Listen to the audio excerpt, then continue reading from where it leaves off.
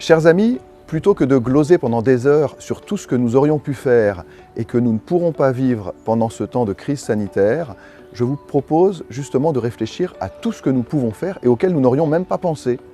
Alors pendant ce temps du carême, je vous invite à prendre très au sérieux la phrase de Jésus « Si tu veux prier, rentre dans ta chambre, ton Père est là, il t'attend, il est là dans le secret et il saura te le rendre. » Je vous propose de prendre cette phrase très au sérieux, de rentrer dans votre chambre et de prier.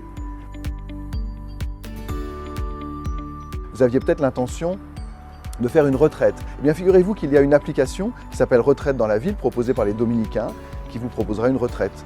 Mais il y en a beaucoup d'autres applications. Il y a Notre-Dame du Web.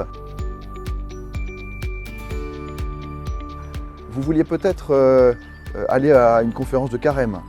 Eh bien, figurez-vous que la Pastorale des Jeunes a prévu des podcasts qui permettent de revivre d'une certaine manière, d'une manière nouvelle, les conférences de carême avec les mêmes thèmes que les conférences de la cathédrale. Vous vouliez peut-être vous former. Eh bien, sur le portail de l'Église catholique, il y a de très belles formations, des commentaires de la parole de Dieu par Marie-Noël Tabu.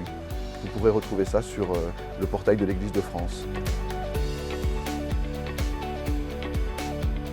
Si vous voulez vous aider dans la prière, eh bien, il y a aelf.fr, c'est le portail de la liturgie. Vous pourrez non seulement méditer la parole de Dieu, vous pourrez préparer les lectures du dimanche, vous pourrez aussi vivre la liturgie des heures.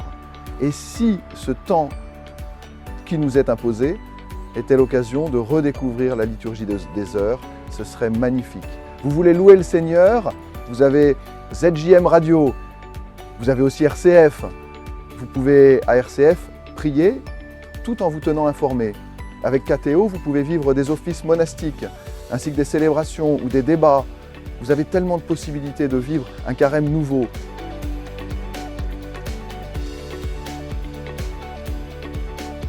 Cette crise sanitaire peut-être interroge aussi notre désir des grands rassemblements, des événements grandioses, du nombre. Peut-être que justement, cette année, le Seigneur nous invite à l'humilité, à la simplicité, à vivre quelque chose de plus intime. Cette vidéo sera probablement diffusée sur les réseaux sociaux. Eh bien, je vous propose, en dessous, là, dans les commentaires, de mettre toutes les idées que vous auriez pour vivre ce carême en fonction de cette crise sanitaire. Toutes les possibilités que nous offre Internet. Mais surtout, je vous invite à être témoin du Christ ressuscité, en particulier pendant cette période. Témoin de la foi, d'une foi qui nous soutient, témoin d'une espérance, peut-être en mettant des petits lumignons sur vos fenêtres, comme font les Lyonnais, témoin surtout d'une charité. C'est à la charité que nous avons les uns pour les autres qu'on nous reconnaît pour les disciples du Christ. Charité d'un coup de fil, d'un sourire, d'une parole, d'une attention, d'une lettre à écrire. Charité aussi que nous pouvons exprimer même sur les réseaux. Il y a un site, hosanna.org, où vous pouvez confier non seulement votre grand-père qui va mal, mais aussi vos amis médecins, vos amis infirmiers, tous ceux qui sont affectés par cette crise sanitaire, tous ceux qui en subissent aussi les conséquences. Vous pouvez les confier à la prière de tout le monde. Finalement, même en restant dans sa chambre, nous pouvons être liés les uns aux autres. C'est ça l'Église. Alors je vous souhaite un bon carême et surtout souvenez-vous, ni la mort, ni la vie, ni le présent, ni l'avenir, rien ne pourra nous séparer de l'amour de Dieu révélé en Jésus-Christ.